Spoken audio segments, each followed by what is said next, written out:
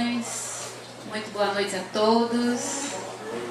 Sejam bem-vindos a esse momento de reflexão, a esse momento de fraternidade e que todos nós estamos aqui juntos, sendo convocados a abrir os nossos corações, iluminar a nossa razão, para cada vez mais nos identificarmos com os ensinamentos de Jesus. E que a doutrina espírita vem fazer as revelações tão necessárias para o nosso crescimento espiritual. Na noite de hoje, nós teremos um médico a falar de outro médico. Lúcio, nosso irmão querido, que aqui está para falar do médico Lucas.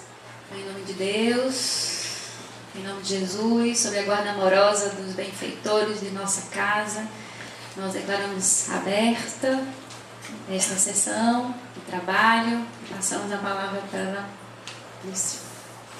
Meus caros irmãos, meus caras irmãs, que a paz de Jesus possa permanecer no coração de cada um, hoje, agora e sempre. Já dizia o pai da medicina, Hipócrates, que o médico não tem a função apenas de curar, mas tem também a função de consolar.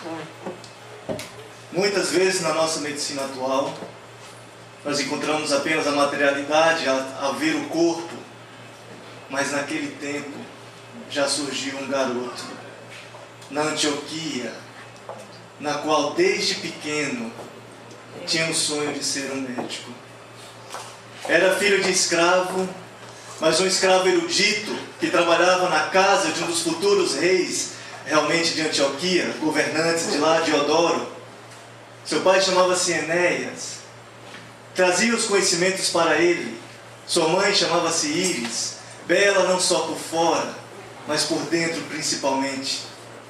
Foi criado dentro desse ambiente, não tinha apenas as privações, não sofria da miséria, é verdade, mas trazia dentro do seu coração algo a mais. Primeiro, desde pequeno, Lucano, ou Lucianos, ou Lucas, para nós, sempre teve a vontade de ser um médico. Tinha o sonho de entrar na escola de Alexandria, para poder cursar o seu curso de medicina. Ele o fez, e ao adentrar, encontrou-se com um grande mestre chamado Keptaf. Esse um professor nato de medicina, não apenas da matéria, mas que já ensinava ao pequeno Lucas a realidade do espírito, a importância de poder tratar as dores da alma. E ele cresceu sobre esse intuito realmente de não apenas tratar o corpo, mas ter um outro olhar sobre o próprio corpo, para olhar realmente que, se não era possível curar, era possível pelo menos consolar. Ele veio crescendo dentro daquele ambiente, tinha um preceito enorme já por Deus, já era incito Deus dentro do coração dele. Tinha aquela confiança. Mais à frente, ele vem a conhecer Paulo, quando ele poderia muito bem estar diante dos palácios ali da Cesareia, mas resolveu ir atender nos navios, a passear pelos mares da Galileia, indo fazendo um trajeto até a Samotrácia, e ele resolveu curar realmente os mais pobres que estavam ali. Por quê? É muito interessante quando Susana diz a respeito de Lucas e Paulo, eles traçam alguns paralelos realmente importantes da gente notar. Lucas, desde pequeno, tinha uma grande devoção já por Deus e de ser o médico em si, mas tinha uma admiração e uma grande companheira dele, que foi realmente um futuro amor, admiração que ele tinha por ela, chamava Rúbria, uma pequena amiga que estava ao seu redor desde criança, brincava com Lucas, e com seus 16 e 14 anos, os dois, ela cresceu com uma doença, chamada na época doença branca, que sofria, mas aos 16 anos ela veio a convalescer. Aquilo foi a primeira grande decepção de Lucas para com Deus. Ele resolveu então medir forças com o Pai. Não entendia se era um Deus justo e bom, como poderia levar. E aquilo só fez insuflar mais ainda o sonho de Lucas ao adentrar na escola de Alexandria, porque ele então passou a dizer: vou te desafiar, toda vez que quiser te tirar a vida de outro, eu vou procurar curar. Mas vejam que ele traz um conflito de sua própria consciência, porque antes era o Deus que ele não admitia, um Deus justo e bom, mas faltava apenas a compreensão de Lucas, que veio a ter logo depois desse Deus justo e bom, através de Paulo, quando se encontra realmente no navio. Paulo já com seu apostolado de poder levar a mensagem de Jesus, mas todo estrupiado já, com febre no navio, ele mostra Jesus a Lucas. Ele mostra a Lucas a imortalidade, a bondade, o homem de bem, realmente a possibilidade do reencontro. Naquele instante, o conhecer a Deus passou a compreender a Deus. Deu um novo ânimo a Lucas ali. Reparem, Paulo também traz os seus conflitos com relação a Deus. Ele era um homem muito mais racional do que Lucas. Ele trazia a certeza da lei de Moisés, trazia a vontade de defender aquela lei. E quando alguém veio trazer outra lei de um carpinteiro que seja, ele de antemão, sem compreender, apenas conhecia superficialmente, foi defender a sua lei realmente de Moisés, a lei divina. Era um homem muito mais racional. Lucas já trazia o coração desde pequeno, já respeitava. Paulo era mais a razão. Mais interessante que os dois conheceram não Cristo físico, mas mais à frente vieram a conhecer o Cristo realmente através do seu Evangelho, e Paulo através da aparição do próprio Cristo na porta de Damasco. Aquele homem, Paulo, o homem racional, foi abarcado pelo amor. Quando se aproxima Jesus para poder, na estrada de Damasco, encontrar aquele vaso gentio, para poder chamá-lo à sua peregrinação, ele já vem, através do livro de Amélia Rodrigues, abraçando amorosamente, através de suas vibrações, o sentimento daquele homem racional apenas. E ali, Paulo conhece a Jesus. Lucas conhece a Jesus através já da razão. Era o coração antes. O jovem médico, que sempre teve a vontade de poder levar a cura ao outro. Era o coração puro, admiração com Deus, brincava com Rúbria, olhava as estrelas com Rúbria, sua amiga, falava como Deus é bom e justo. Mas depois que encontra Paulo, é ao contrário, foi abarcado pela razão. Olha, vejam, meus caros, a compreensão. Paulo mostra a Lucas no navio a razão in situ. Olha, somos muito mais do que a carne. Traz o Evangelho ali, traz a imortalidade para o conhecimento dele, a bondade do homem de bem e a possibilidade do reencontro. O reencontro, porque os dois viveram também as duas perdas deles. Paulo com Abigail, o grande amor, que ele mesmo apedrejou o seu irmão. Estevão, depois do apedrejamento de Estevão, Abigail cai também numa depressão e vem a perder, e Paulo sente profundamente. Depois da morte de Rúbria, de Lucas, ele cai também e começa realmente a querer desafiar o pai por não compreender. Mas há um outro ponto interessante. Nenhum dos dois deixa realmente desistir da vida ou de seguir a sua própria consciência. Se Lucas realmente tinha a consciência de ajudar o próximo, mesmo com a decepção, entre aspas, com Deus, ele resolve ajudar o próximo. Isso é muito importante, meus caros. Nós temos a nossa própria consciência, mas será que nós acessamos a ela? Será que nós, quando queremos acessar a nossa própria consciência, vêm os debates, realmente as dificuldades, nós facilmente mudamos o trajeto, ou se nós permanecemos com as nossas convicções? Os dois tinham as convicções. Paulo tinha convicção para com Deus.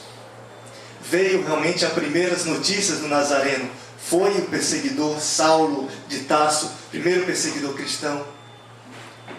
Mas depois que conhece também a Jesus, muda profundamente. Era a razão sendo abraçada pelo amor. Eu posso dizer Paulo. E Lucas era o amor sendo abraçado pela razão.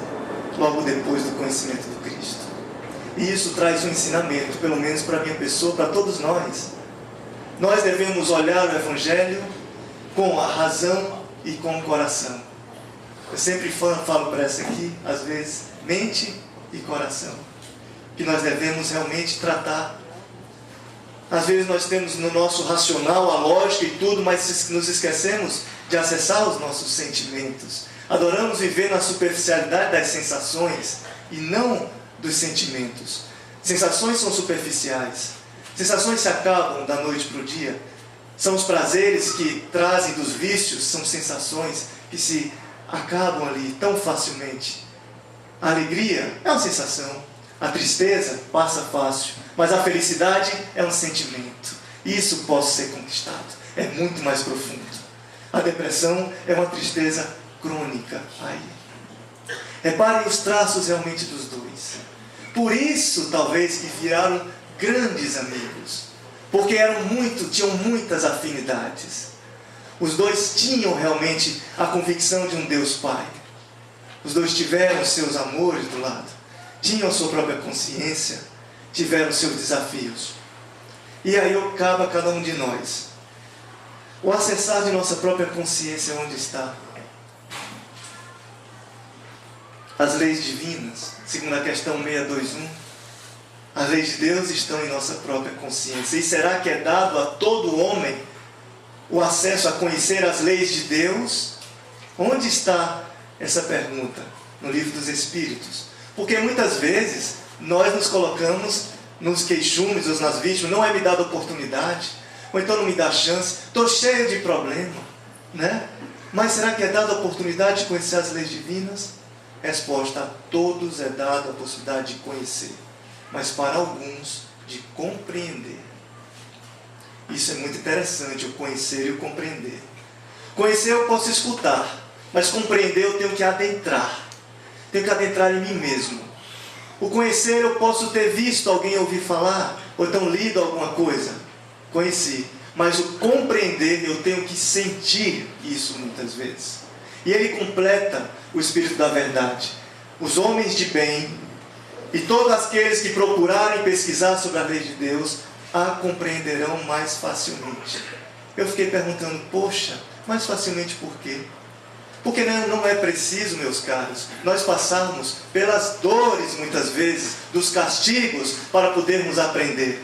Se eu me proponho a ser um homem de bem, como os dois eram, Lucas e Paulo, se eu me proponho a buscar as leis de Deus, eu posso muito perfeitamente já ter acesso a essas leis, à minha própria consciência.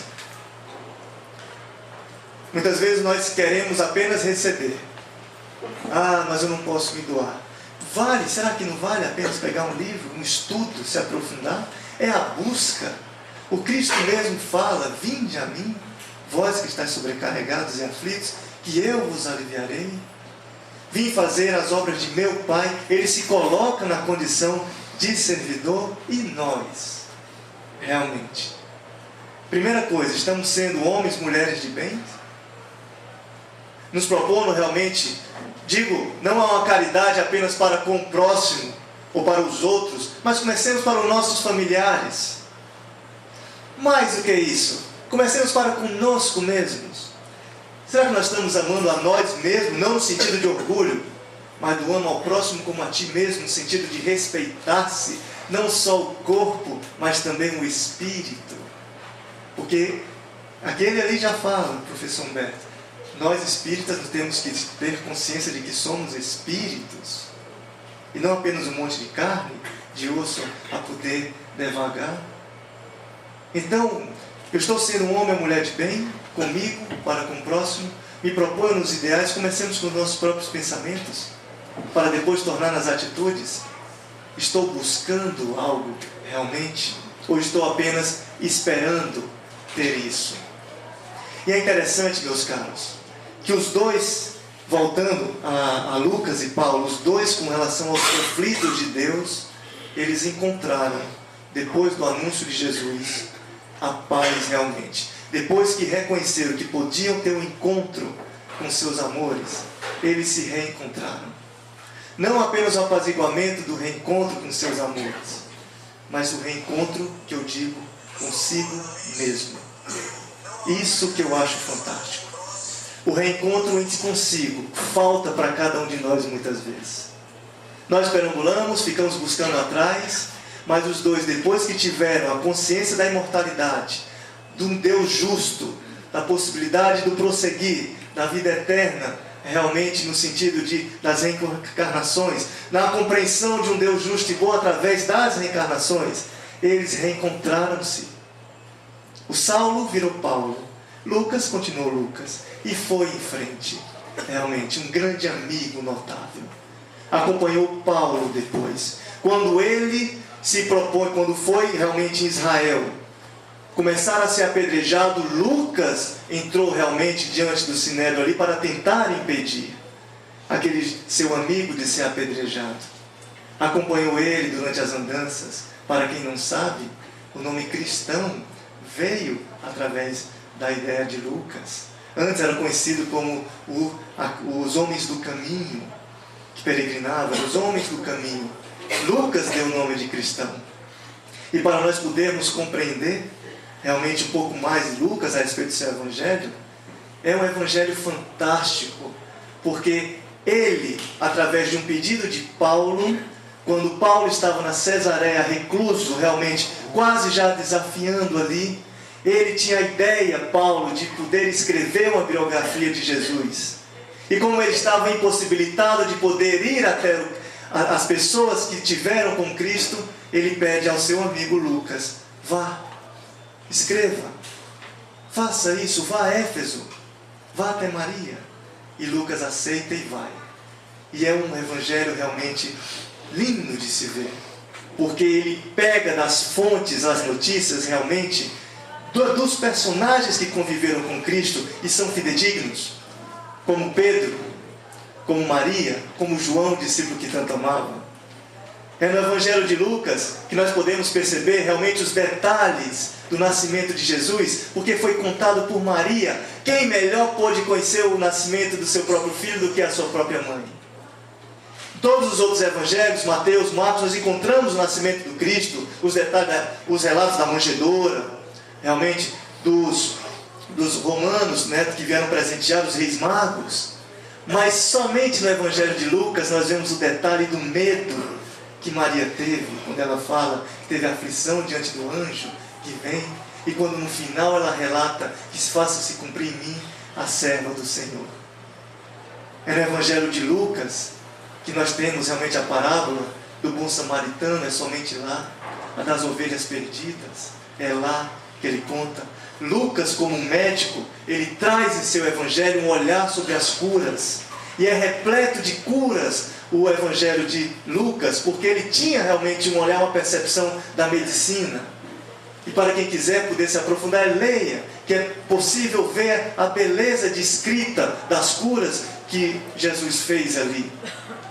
É através do Evangelho de Lucas que eu posso ver realmente detalhes quando ele, Cristo, vem aparecer para seus discípulos depois da crucificação, e quando adentra o detalhe que eu até falei, né, nos estudos, de ter o alimento do Cristo, peixe e mel. Onde você pode encontrar um detalhe desse? Ele se alimenta com os discípulos de peixe e mel.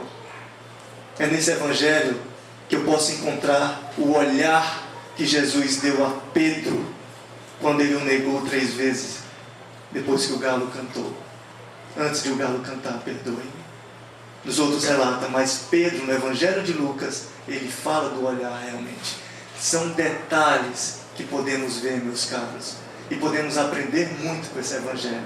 Por exemplo, foi lá que eu aprendi que uma das curas que Jesus fez foi para a sogra de Pedro. Ele era casado, antes mesmo de poder chamar Pedro para poder ser um dos seus discípulos, ele já convivia com Simão Pedro e foi até a casa lá. E como está lá num dos capítulos de Lucas, a cura da sogra de Pedro, de Simão Pedro, quando estava doente e adentra na casa de Simão Pedro, cura de uma febre, e logo depois ela se coloca a poder servir. É claro que não tem como trazer todos os detalhes aqui do Evangelho, mas eu escolhi alguns para a gente poder perceber a beleza que traz esse evangelho. Alguns que eu gostei. Por exemplo, a pesca maravilhosa, os primeiros discípulos, como Jesus chamou Pedro. É muito interessante. Porque naquele tempo, Pedro estava no trabalho e veio com seu barco. E ele não estava meio triste porque não tinha conseguido a pesca. Quando ele deixa seu barco diante da margem, ele começa a lavar a rede. E vem Jesus, sobe no barco e começa a ensinar. Naquele instante, ele diz para Pedro: coloca teu barco no mar e vamos realmente para o alto mar, como ele fala. Faz-te somar ao mar alto, lançai as vossas redes para pescar. Ele vai, e aí Pedro nessa passagem ele tem dois sentimentos principais. O primeiro de tristeza, porque ele vem falar a Jesus: mas como? Eu vim agora de lá, não consegui nada, mestre, mas confiarei em ti e irei. É muito interessante, meus caros, as passagens como nós podemos fazer um estudo realmente profundo disso aí. Nossos medos. O Pedro, quando veio, Simão Pedro, antes e depois do Cristo, podemos muito bem fazer um paralelo com os barcos de nossa própria vida, antes e depois de Jesus. Mesmo quando ele retorna diante das decepções de um dia de trabalho, ele não se isenta do trabalho e vai lavar suas redes. Nós, muitas vezes, após um dia de trabalho exaustivo, então as decepções de nossas vidas, nós logo, por fraqueza, procuramos desistir desse trabalho. Ele não. Antes de encontrar Jesus, ele estava lavando as redes. E as redes têm um significado muito importante, ao meu ver. A rede é o que traz o peixe. É o que traz a alegria para aquele pescador. O que são os nossos peixes de nosso dia a dia? Como eu posso identificar as redes nesse evangelho, se não o meu magnetismo, do que eu penso que eu dou? A todo tempo eu estou doando, eu estou lançando minhas redes, mas é preciso que eu lave a minha própria rede, para poder daí sim subir no barco junto a Jesus. Nós não nos damos o trabalho, muitas vezes, fazer nossa lavagem mental, nossa lavagem espiritual, nossa lavagem de atitudes. Pedro, quando desce do barco, resolve lavar. E ali o Cristo realmente traz a possibilidade de uma nova oportunidade. Ele cai numa primeira decepção, numa tristeza, mas dá a sua confiança. Como? Eu não consegui nada, mestre. Vim agora e nada. Mas não desiste, vou confiar em ti e irei retornar. E eles vão para o alto mar. Alto mar, meus caros, é coragem de retomar. Ninguém adentra ao alto mar. Podemos muito bem fazer uma reflexão nossa, os altos mares de nossas vidas. Será que falta-nos realmente a coragem? Eu sempre digo para alguns pacientes, às vezes vêm no consultório com medo daquela cirurgia tão famosa de catarata, né? Mas estou com medo, doutor. Eu digo uma frase que me vem: Deus adora os corajosos. E serve para tudo, para qualquer coisa. Qual é o tipo de alto mar que estou de frente? Será que eu posso fazer essa própria reflexão? Porque ele poderia muito bem ter desistido, mas veio o convite na hora. E como Jesus veio o convite para cada um de nós. E ele sobe no barco e vai. E pede: lança vossas redes. Naquele tempo, Pedro estava para ser convocado pelo Cristo, mas ele ainda ia atrás dos peixes. Peixes é matéria que alimenta o físico. Nós, muitas vezes, antes de ser chamados para Jesus, para o caminho realmente do Evangelho, ainda estamos através da procura dos peixes materiais apenas. Mas aquela ida de volta junto com Cristo no barco foi diferente. Não foi igual à vida. Jesus dá o bom ânimo. Pedro, joga a tua rede, lança. Kardec fala na Gênesis sobre os milagres de Jesus, e fala que ali não foi nada de adivinhação. Ele sabia, apenas viu ali onde estava, e pediu para lançar. O magnetismo próprio do lado ali. E quando ele lança, ele busca, realmente vem repleto as redes dele. tanto que era acompanhado por Tiago e João em outro barco, como diz aqui. Olha os detalhes do Evangelho do Cristo. E quando vem, quase vai a pique, como diz aqui, aquele barco de tanto peixe que tinha. Mas o retorno é muito belo, meus caros. Realmente, eles fizeram a própria busca de si. Pedro realmente cai nesse instante no segundo sentimento dele. O primeiro foi daquela primeira tristeza do barco da vida. Mas quando ele vê o barco repleto de peixes, ele diz: afasta-se, Cristo, pois sou um homem pecador. É muito interessante esse movimento que Pedro faz, porque nada mais é do que ele cair em si mesmo. Aquele instante Pedro faz um mergulho em si, reconhece o homem pecador que era, e muitas vezes é como nós. Eles tinham as fraquezas naquele tempo, mas nós muitas vezes, quando nós caímos em si, nos nossos pecados, nas nossas mazelas, nos nossos erros, temos aquela vergonha de poder mostrar a Deus, como a compreender aí um Deus errado de punição. Falta a leitura do próprio Evangelho do Livro dos Espíritos, quando diz que o arrependimento é de bons olhos a Deus Pai. Quando Pedro cai e olha aqueles peixes, aquela multidão de peixes, se eu posso dizer, ele fala: afasta-se, pois sou um homem pecador. É o mesmo movimento nosso às vezes, mas é preciso fazer um mergulho. Se ele não faz um mergulho de reconhecer-se nos seus erros, ele não tem esse sentimento verdadeiro. Nós superficializamos muitas vezes, meus caros. É o conhece-te a ti mesmo. Para mim, é o maior desafio que nós temos nessa nossa passagem na Terra. Reconhecermos e superarmos a nós mesmos. Realmente. Mas Jesus fala: volta com esse barco realmente cheio, volta com eles. E ali, diante daquela pesca maravilhosa, ao meu ver, ele fala: não temas. A partir de hoje não temas, de agora em diante serás pescador de homens. Depois de conhecer o Cristo, nós temos os peixes antes, peixes físicos. Agora era um peixe diferente, eram homens que ele deveria ir atrás. Já não saciaria mais aquele peixe de alimentação física. Ele retorna ao barco, porque não é preciso realmente estar isolado nos mares. É preciso fazer um retorno quando nós identificamos Jesus para a população, para poder levar o seu Evangelho. Não aqui apenas, mas fora principalmente. Essa volta do barco, ele sai do mar alto isolado para retornar ao trabalho. E desde aquele instante ele deixa realmente o trabalho de pescador de peixes para ser pescador de homens e de almas. Isso tudo está no Evangelho de Lucas. É realmente um grande acalento para os nossos corações. Nós estamos diante de 3 situações agora, pré e depois de Jesus: a do Pedro, a do Paulo e a de Lucas. Paulo, o homem razão, foi envolvido pelo Cristo coração, pessoalmente ali. Ficou cego 3 dias.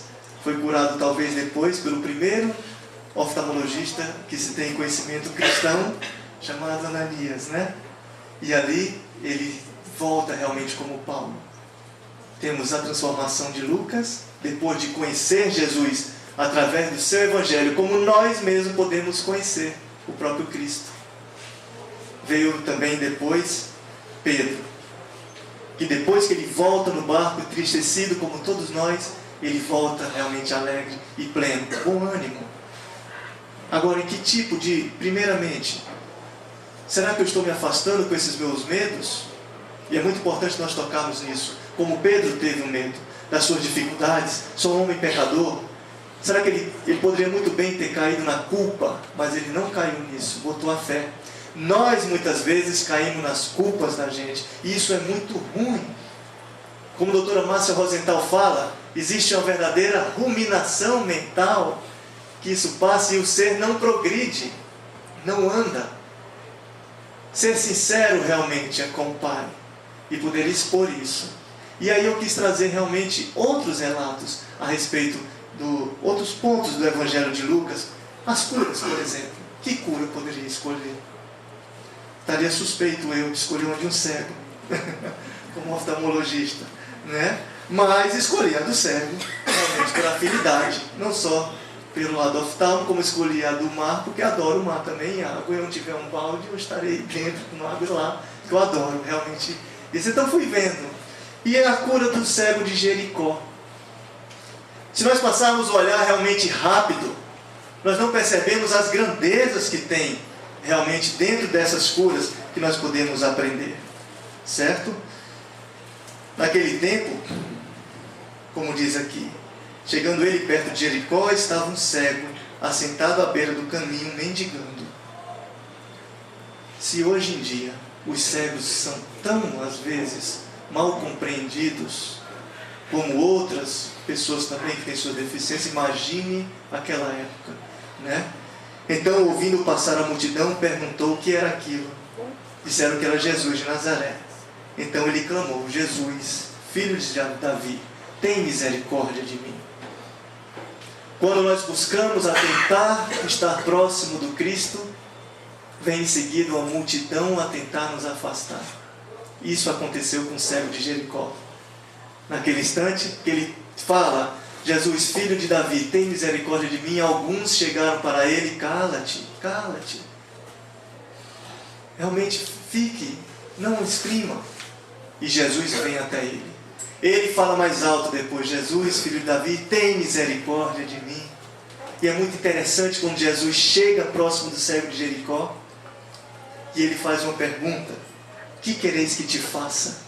Essa pergunta me levou realmente uma reflexão profunda disso.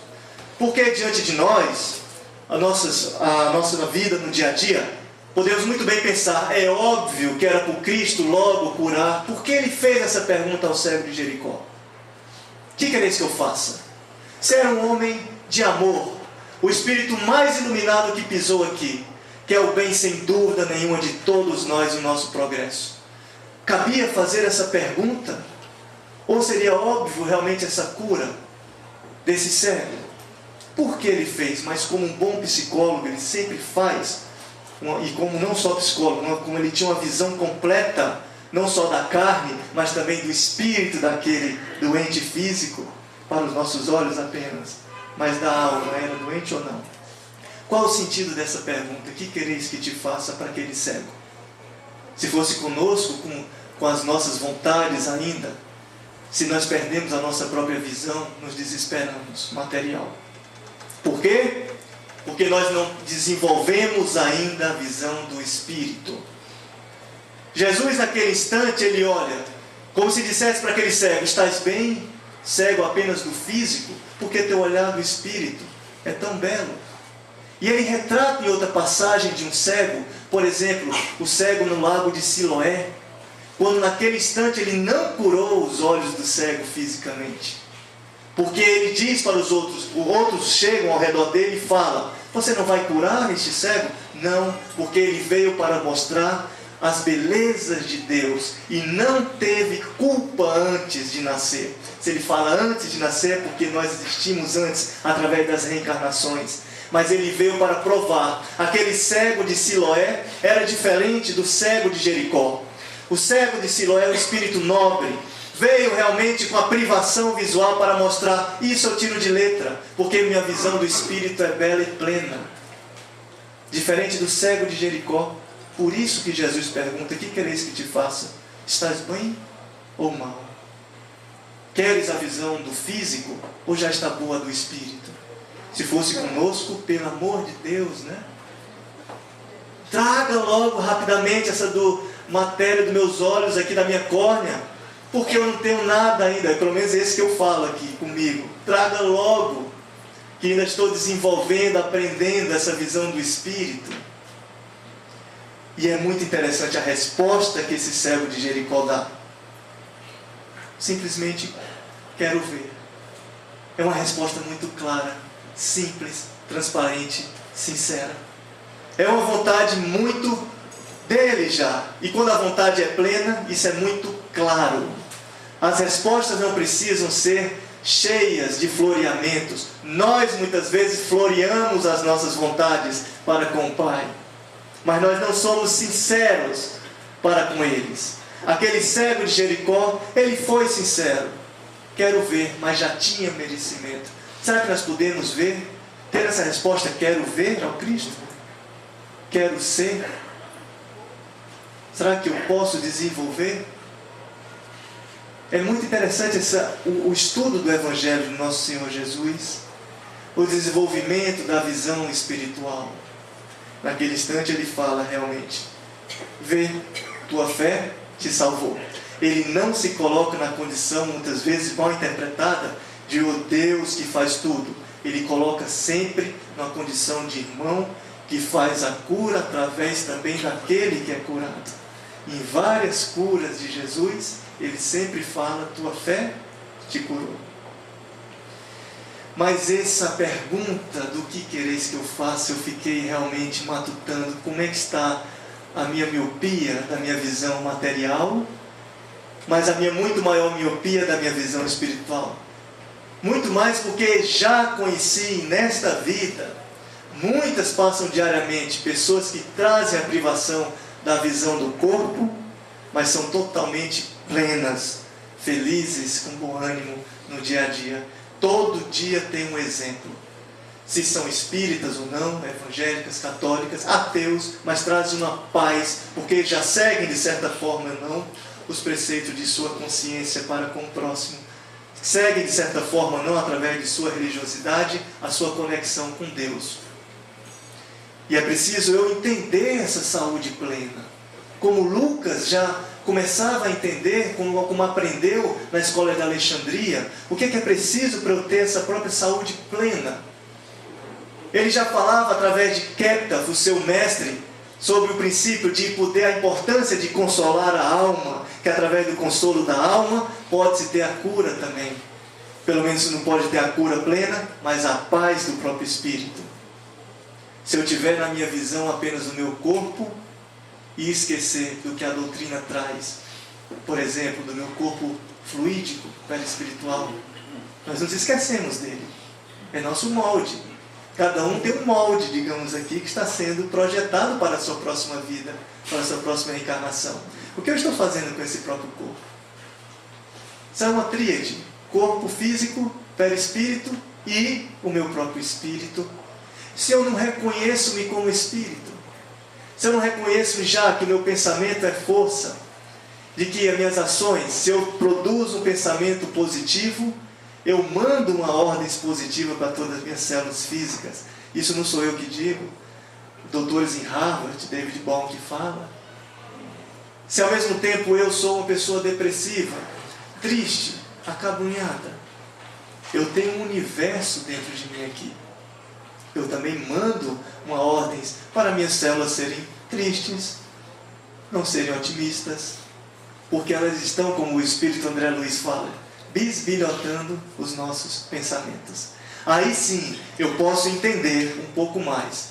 Se eu começo a passar o meu corpo físico, entender do meu perispírito, meu espírito, se eu começo a passar da minha ginástica matinal apenas nos exercícios das academias, para passar a fazer a ginástica espiritual minha, da minha própria meditação, e mais do que isso, do meu próprio fazer o bem, da ação, porque uma fé sem obras é uma fé morta.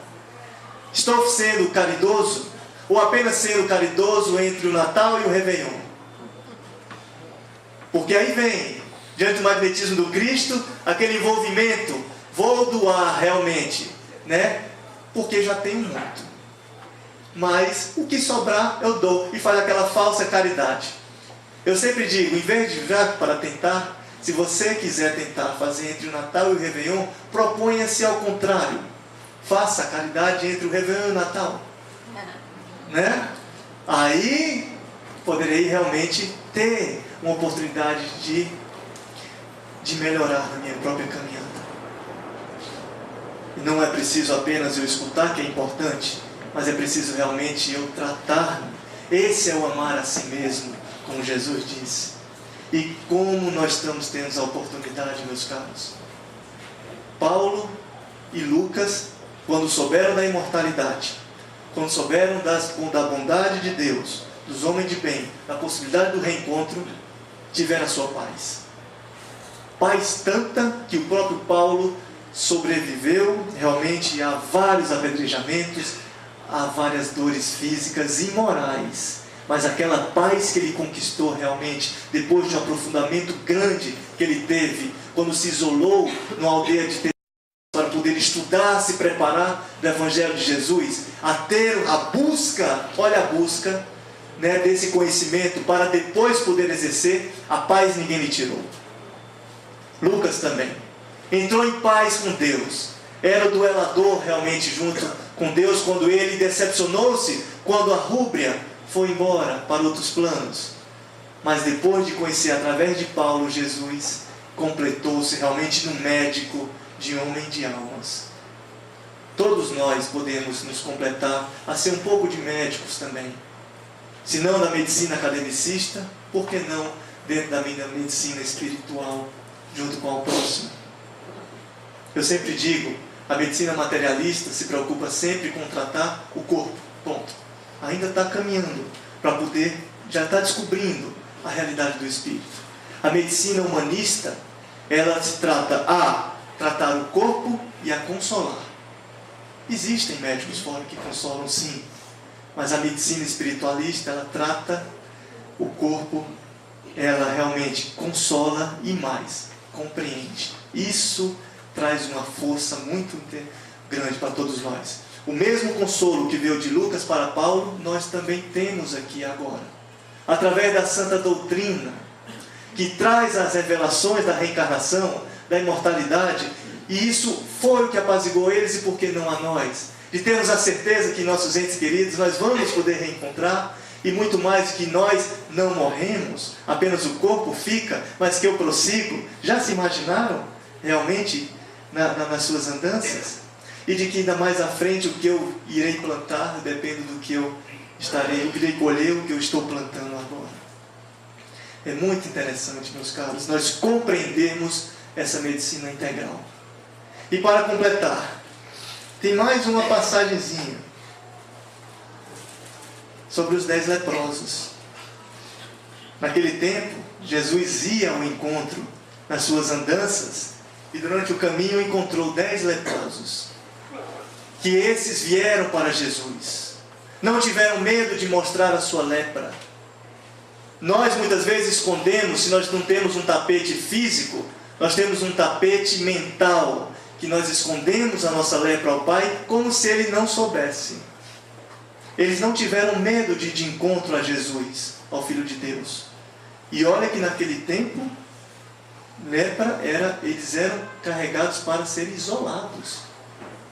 Eram rejeitados. Não tinham direito a nenhuma felicidade. Era a própria escória do ser humano, eram considerados. Mas não tiveram medo e foram junto a Jesus mostrar. E este diz, vai aos sacerdotes durante o caminho. E durante o caminho eles são curados 10. E ele diz, vai ao sacerdote avisá-los para não poder mostrar o nome dele. Como na cura de um leproso antes, como diz no Evangelho de Lucas, quando ele pede para ir ao sacerdote, mas para mostrar as belezas de Moisés, das leis divinas, com respeito ao entendimento do povo daquela época. Mas apenas um leproso voltou ao Cristo.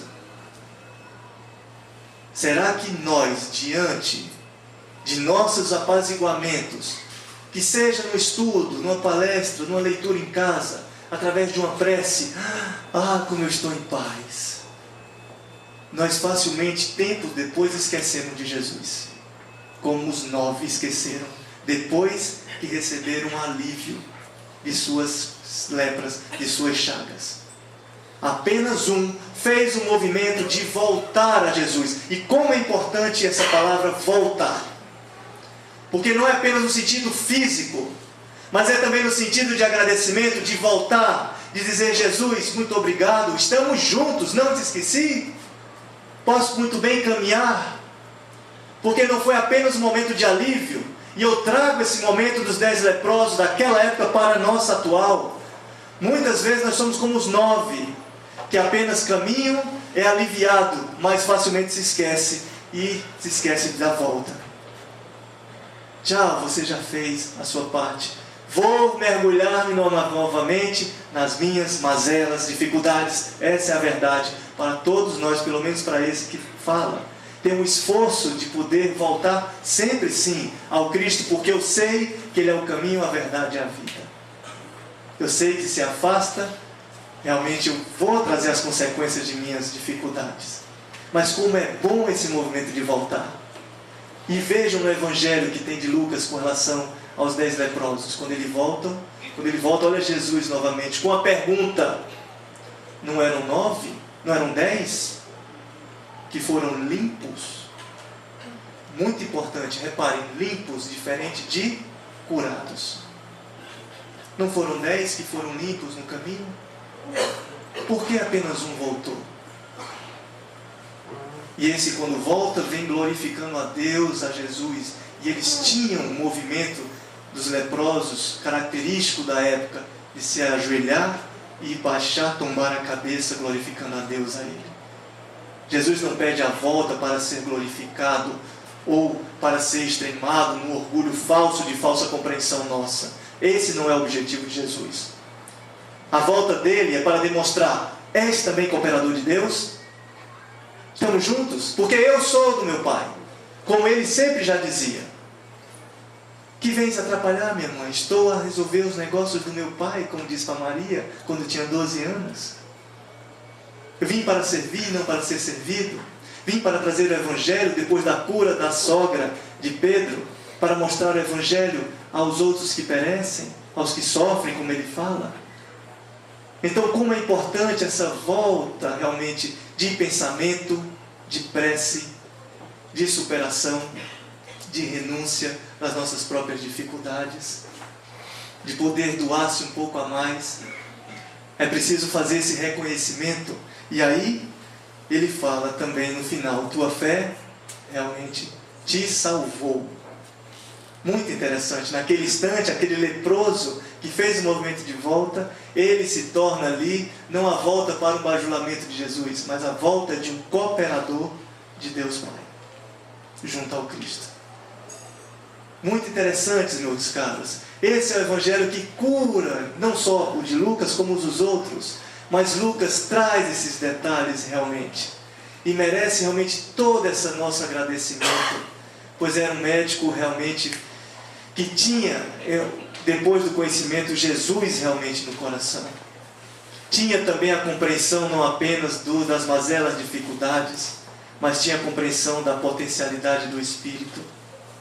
Quantos de lá para cá, de 2014 anos para cá, trazem doenças, mas não são necessariamente doentes? Podemos ou não encontrar exemplos como esse? Porque estão mexendo com os outros, com a fisiologia completa do ser. Não apenas mexem com a fisiologia da matéria do corpo. Esses seres, como Jerônimo de Mendonça, o gigante deitado, que foi cego, era realmente limitado, não tinha os movimentos das pernas, mas brincava, como por exemplo, com o amigo Divaldo relata, que fazia suas palestras, não deixou de trabalhar e dizia, com um tom de humor: Divaldo, olha, está vendo você dar a palestra, mas eu sou o rei, que sou carregado quando saio. Né? É uma alegria de viver, porque eu sei realmente que eu não paro nesse corpo físico. Se eu tenho um ser do meu lado que eu amo, que passa por uma convalescência, uma doença física, eu sei que sobreviverá e poderá levar, e esse meu amor não se acabará. Eu sei realmente que eu posso me curar através de uma renovação de pensamentos, de que eu não sou um anjo, ninguém tem asas aqui, pensamentos benéficos virão, pensamentos maléficos virão. Mas eu gosto muito de um ensinamento que eu tive nesta casa, de Miguel, nosso grande amigo, quando ele diz: o problema não é ter os pensamentos ruins, o problema é reter os pensamentos ruins. Isso, quando eu descarto, eu estou trabalhando a minha própria saúde, a minha integralidade. Tudo isso que eu falo vem se resumir, tudo isso que Lucas fala, Mateus, Marcos, se resume numa das coisas realmente que nós devemos nos lembrar: no amar a Deus acima de todas as coisas. e ao próximo como a ti mesmo. Todas as leis, as ciências, os profetas, tudo que eu faço em minha vida, como já disse Paulo de Tarso, tudo mesmo, até a doação de minha própria vida, até a minha doação de meus próprios bens, não adianta nada o meu próprio conhecimento, pois se não tiver amor, de nada valerá. Se eu não tiver amor comigo, e agradecimento com a minha própria vida que eu trago, de sair sorrindo, agora, depois, numa leitura em casa, na prece, na ação, quanto trabalho de ação tem de caridade que nos faz bem?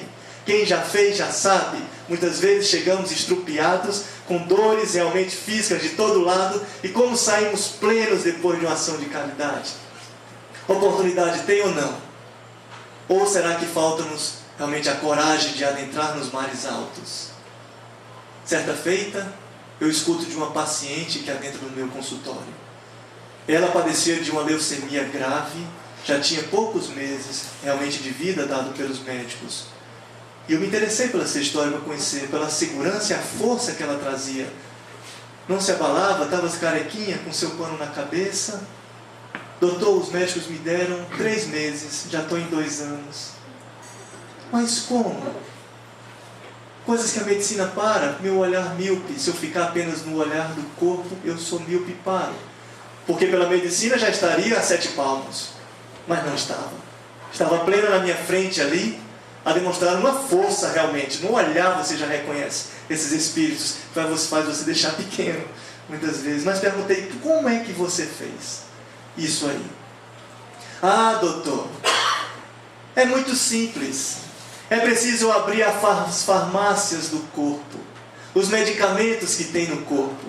Se eu deixo essas farmácias presas, eu realmente não usufruo dos medicamentos da farmácia que o meu corpo traz. E para poder abrir, doutor, é preciso abrir o meu coração. Ali, doutor, é onde tem a chave.